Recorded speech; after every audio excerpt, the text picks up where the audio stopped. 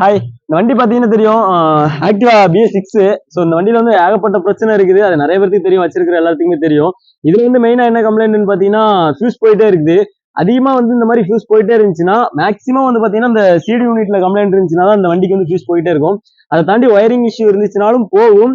அதுல வந்து பாத்தீங்கன்னா இந்த வண்டி வந்து ரன்னிங்ல வரும்போது ஆஃப் ஆயிடுச்சுன்னு சொல்லிட்டு ஒரு இடத்துல செக் பண்ணிருக்காங்க. செக் பண்ணி பார்த்தா கிட்டத்தட்ட ஒரு 9,500 ஆகும் அப்படிங்கிற மாதிரி சொல்லிட்டாங்களாமா. அதுவும் வந்து நான் ஈஸி மாத்தி கொடுத்துருவேன், மாத்தி கொடுத்து மறுபடியும் ஃபியூஸ் போற கம்ப்ளைண்ட் இருந்துச்சுன்னா நான் பொறுப்பாக மாட்டேன் அப்படிங்கிற மாதிரி சொல்லிட்டாங்க.